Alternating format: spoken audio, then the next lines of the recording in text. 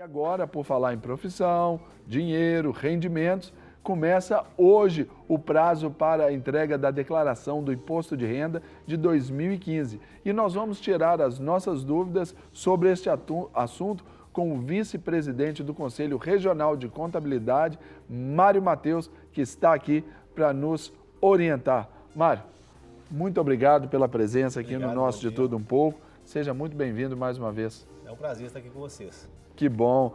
E eu quero convidar você, querido telespectador. Começa hoje esse prazo. Então você já tem a oportunidade de antecipar-se. Não deixa para a última hora, não. Está com dúvida? Então pode ligar para cá. Talvez a sua dúvida pode ser de milhares de brasileiros que nos assistem agora. E você pode fazer a sua pergunta diretamente para o Mário no telefone 3253-3320. Você vai falar ao vivo conosco. Então não perca tempo. Seja abençoado aí, tirando as suas dúvidas, evitando problemas aí com o leão, não é isso, Mário? É isso aí, não deixar para a última hora, deixar a documentação toda separada na hora de fazer o imposto de renda, para facilitar e não esquecer nada e evitar assim a temida malha fina, né? Essa questão da malha fina é complicada aí para muita gente e eles estão de olho mesmo, não estão? Estão de olho, são muitos os cruzamentos de dados hoje que a Receita Federal possui. Então a gente tem que tomar muito cuidado para não deixar nenhum dado fora, porque ela tem várias informações, vai todo para o banco de dados dela, e aí é complicado porque a malha fina pode trazer muita dor de cabeça e chateação. Verdade. Agora, Mário, sobre a declaração obrigatória que temos, né, que fazer. Explica mais para o nosso telespectador como que funciona essa condição. Tá. Na realidade, agora, do dia 2 de março a 30 de abril, você tem que fazer o ajuste do seu imposto de renda. Você deve levar ao fisco as informações que foram compiladas, que você vai juntando durante o ano e agora apresenta essa informação global. Na realidade, por isso que chama ajuste. É o apontamento de todo o ano que vem acontecendo neste momento, né? Todo o ano de 2014. Então, muitas coisas já foram feitas durante o próprio ano de 2014. Por exemplo, se você vender um imóvel em julho de 2014, você deveria ter pago o ganho de capital em agosto, né? E não agora na hora do ajuste. Chama apenas um ajuste, ou seja, eu vou apresentar os dados. Tem de ficar atento com isso e colocar qualquer... E quem não fez, por exemplo, seguindo este mesmo exemplo aí, vendeu em julho e não pagou em agosto e até hoje está ali, é possível regularizar isso? É possível regularizar. O que vai acontecer é que tem uma multa, se tiver um imposto devido em agosto, vai ter uma multa, você vai recolher agora e vai declarar normalmente. É o ideal de se fazer. Quem está obrigado a fazer essa declaração? Hoje temos até uma novidade, né? Os CPFs de quem tem 16 anos para cima, não é isso? O CPF agora é obrigatório porque tem 16 anos para cima. Porém, o imposto de renda deve ser feito com base nesses requisitos que a Receita Federal coloca, inclusive está disponível no site da Receita. Quem obteve receita acima de 26.800, receita tributável. Quem obteve receitas isentas ou não tributáveis até 40 mil. Quem tem bens acima de 300 mil reais. Quem tem fazenda, por exemplo, que oferiu receita na fazenda acima de 138 mil, tem obrigação de declarar. Se eu vendi um imóvel e tive imposto a pagar, eu sou obrigado a declarar. Agora, também a Receita disponibiliza alguns recursos importantes para na hora de fazer a declaração. Tem o rascunho, pode ser feito de forma online, não é isso? O rascunho agora vai facilitar bem a vida do contribuinte. Você pode estar fazendo a sua declaração agora durante todo o ano, para o ano que vem fazer o seu ajuste. E você pode fazer também em qualquer computador. Você pode começar no seu PC, salvar nas nuvens, continuar do seu tablet, continuar do seu smartphone depois. Computador da empresa. Computador da empresa, só vai salvando nas nuvens, na própria Receita, e a sua informação vai estar toda lá. Tá? E também pode fazer online. Uma declaração mais simples, você pode entrar direto no site da Receita e fazer ela online. Ali já preenche o formulário, já preenche o formulário, já apresenta tudo. A diferença de fazer nas nuvens, em gravando, é que você tem de ter o certificado digital. Tá? O online não precisa. Isso. Agora, Mário, sobre a declaração dos aposentados, né? Muita gente tem dúvidas sobre isso, é obrigatório, não é? O que deve constar nesta declaração? A dos aposentados é obrigatório. Se você obteve receita tributável acima de 26.800, é que você tem, acima de 65 anos, uma isenção. Então você vai ter uma isenção até 26 mil, né? 13 mil, se eu não me engano, agora 13.800 de isenção, tá? Mas você tem que declarar normalmente, fazer a sua declaração. Tem também para aposentados e pensionistas que tem alguma cardiopatia grave, ele tem a isenção de imposto.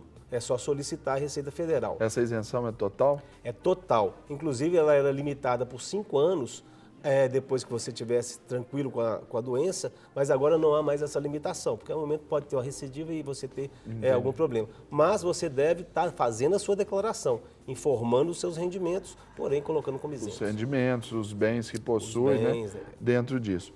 Agora, e no caso da declaração conjunta? Mudou alguma coisa? O que tem que também ser feito? Não, mas o caso da declaração conjunta é interessante, porque se você tiver, por exemplo, um aluguel de imóvel, né, em nome do casal, você pode dividir a receita e assim pagar menos imposto. O que você deve estar atento é apenas para ver se a imobiliária que você colocou o seu imóvel para alugar, colocou na DIMOB o nome dos dois e não o nome de um só. Só para não ter problema de cruzamento de dados. Mas mesmo que o tenha, você depois vai na Receita e esclarece esse fato. Pode fazer uma retificação ali já especificando, né? Já especificando. Isso. Agora, Mário, sobre a questão, por exemplo, das deduções. Isso tem que tomar muito cuidado também por causa desses conflitos de dados, né? Mas aí eu gostaria que o senhor falasse para a gente sobre essas deduções no contexto, por exemplo, de investimentos na educação, saúde. Ok. As deduções hoje que são permitidas é da educação, né, os dependentes e a saúde, que são os maiores valores dedutíveis. O que a gente tem que tomar cuidado é que os maiores índices de malha fina da Receita se devem a algumas informações de deduções que não existem. A maior de todas hoje é você inventar um dependente, criar um dependente que não existe. É o que mais dá malha fina hoje. Um amigo imaginário lá. É um filho imaginário, né? E você, além do dependente, a pessoa acaba dobrando a despesa com instrução e as despesas médias com plano de saúde. Isso está muito mapeado pela Receita, tem que se tomar muito cuidado, porque inclusive isso é crime contra a ordem tributária, podendo até dar pena de 2 a 5 anos de reclusão, né? E você deve tomar cuidado também.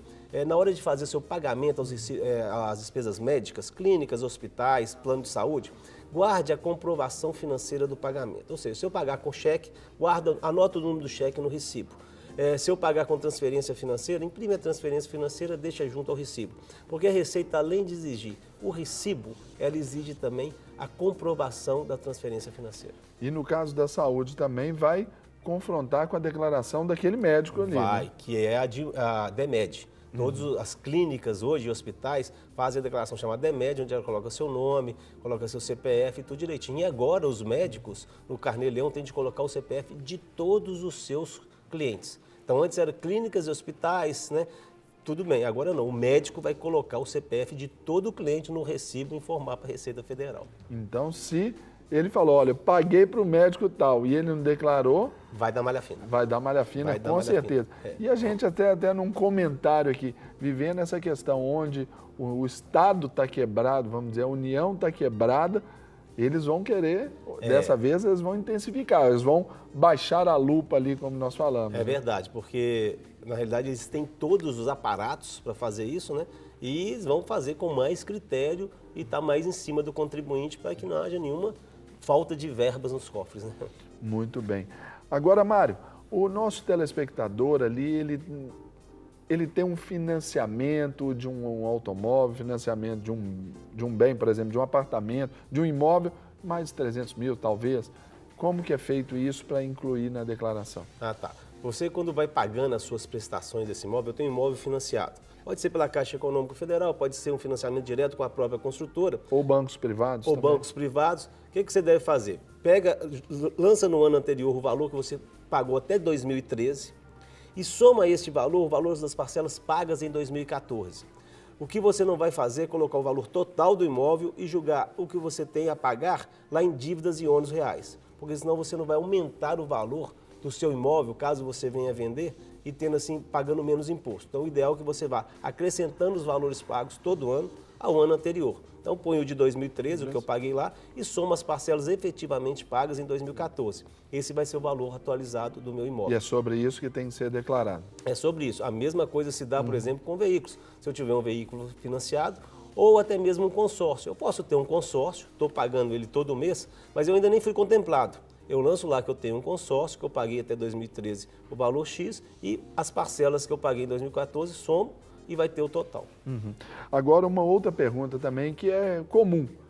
aquelas pessoas, né, que às vezes até reconstruíram suas famílias, mas têm uma pensão alimentícia. Como é feita essa declaração? Ah, tá. A pensão alimentícia, ela é dedutível direto dos seus rendimentos. Se você for um rendimento de uma empresa, por exemplo, que você tem um Prolabore, e aí não sai descontado direto na folha, você vai declarar o nome da pessoa que você paga o benefício, né? Pode ser para a ex-esposa, pode ser também para os filhos. Então você colocar os nomes, o CPF, e isso vai entrar como valor dedutível da sua receita tributável. Tá? Aí você vai colocar também, que às vezes hoje é muito comum ter a chamada família mosaico, né? Então você pode estar tendo algum dependente que está morando com você, né? Nessa família, numa nova união, e aí ter 2, 3 dependentes, podem ser lançados, desde que devidamente comprovado, todos os dependentes da declaração de um só. Aí então já entra nessas deduções com tranquilidade. Com tranquilidade. Caso um desses seus dependentes receba uma pensão alimentícia, você vai julgar na sua declaração como rendimentos tributáveis. Por quê? Pode ser que as despesas que você tenha com esse dependente, né, sejam maiores do que a receita que ele tem. Aí compensa na sua declaração. É uma questão de fazer cálculos. E sobre a previdência privada hoje, está aí muita gente se prevenindo para o futuro, já ali adquire esse plano de uma previdência privada. Como lançar também na declaração? A previdência privada, você pode abater até 12% do valor do imposto a pagar, né? Que você faz lá o cálculo do imposto e nesse momento você pode abater até 12%. Então é uma boa aplicação, porque além de abater do seu imposto de renda, né, de diminuir seu imposto de renda, você está se preparando para o futuro. Tem dois tipos, tem essa que você abate do seu imposto de renda e tem aquela que você vai pagando, fazendo a sua previdência privada e ela não abate, ela simplesmente os juros delas depois que vai ter imposto de renda. Então você vai lançar como pagamentos, a previdência privada e vai cair direto, quando você der o código, lá deduzindo do seu imposto. Se for a previdência privada que depois você vai tributar somente os juros, somente o rendimento dela, você vai lançar lá em bens e direitos. Agora, quais são os rendimentos isentos na declaração? O mais tradicional de todos, né, são os rendimentos obtidos de caderneta de poupança. Esses são isentos. Tá? Se você vendeu também bens de pequenos valores, o que são bens de pequenos valores? Aqueles bens que eu vendi até 30 mil no mês. Tá? Então, se eu tiver um veículo e vendi esse veículo por até 30 mil naquele mês, ele está isento. Posso ter quadros também, obras de arte na minha casa e vender essas obras de arte. Se eu vender por 30 mil no mês, ele está isento. Se eu passar R$1 que seja, ele está sujeito à tributação. 30 mil e R$1 está já está sujeito à tributação. E as renda variável também, rendimentos de aplicação em bolsa de valores. Se você tiver rendimentos em bolsa de valores de venda de ações até 20 mil no mês, você está isento. Se passar de 20 mil, você tem de preencher a declaração e pagar imposto. Mário, para a gente caminhar aqui, nós estamos sendo muito esclarecidos aí sobre imposto de renda. Já começa hoje. Lembra você, querido telespectador, a partir de hoje você já pode fazer a entrega da sua declaração. Não deixe para a última hora. Nosso querido telespectador caiu na malha fina, tem essa pendência aí com a União. E agora? Como que faz para a entrega dessa declaração? O que ele tem que resolver? Toda vez que você estiver em malha fina, a Receita Federal vai te comunicar, vai te avisar. Cair na malha fina não significa que esteja errado. Que tem algum problema. Então vamos manter a tranquilidade. Só quer averiguar ali o que está acontecendo. Só quer averiguar. Houve um confronto ali de informações e de que dados. Não está batendo. Eu posso ter uma DIF da minha empresa que eu trabalhei e que a minha empresa errou na hora de fazer essa declaração. Eu informei corretamente, mas o dado não bateu. Eles me chamaram. Aquela questão médica que nós falamos, declarei ali o pagamento daquela consulta e talvez o e médico errou não do declarou? lado. Não declarou por algum erro, que é comum de acontecer. Então eu falo que a malha fina às vezes gera um pouco de terror, mas calma, vamos ver o que está acontecendo. Se eu não inventei nenhum dependente, posso ficar tranquilo. Inventar o dependente, então, é o pior. É o pior de todos, é o que está dando muita malha fina, por incrível que pareça, né? E agora, mais do que tudo, é recorrer, né, para fazer essa declaração com segurança, com a lisura, com honestidade, com fidelidade. Recorrer a um profissional, né, mano? É o ideal, para que você tenha tranquilidade. Às vezes, quando a declaração é muito simples, você pode pensar que vai fazer aquilo sem nenhum problema, mas vai acontecer de uma hora você vender um bem, de você ter uma aplicação de renda variável, e aí complica um pouco. Consulte um profissional para que você tenha tranquilidade, para que você possa evitar ou estar preparado para uma malha fina. para deixar a documentação toda certinha, toda em ordem, porque isso vai te dar tranquilidade. É o que a gente precisa de ter. E também não é para deixar para a última hora, porque os profissionais, as mesmas 24 horas que nós temos, eles têm também, verdade, né? Eu até brinco com o pessoal, gente, vamos fazer no mês de março? Né? Essa é a minha meta, fazer todas as declarações no mês de março, mas ainda não consegui. Não consegui. Acabo fazendo na última semana de abril muitas declarações. Essa questão cultural brasileira ainda é complicada de deixar para a última hora, né, E Mário? até brinco, olha, pega uma gavetinha na sua casa, vai colocando todos os documentos, não precisa colocar em ordem nem nada. Coloca pastinha. uma pastinha. Coloca tudo ali, deixa que o profissional depois, só entrega essa pastinha para o profissional, que depois ele vai ajeitar tudo para você. Mas o pessoal acaba esquecendo, coloca em 2, 3 pastinhas, esquece onde está uma, e na hora de fazer a declaração, leva uma declaração para o profissional, muitas vezes, para ele fazer, e está faltando os documentos. Esse é o maior problema.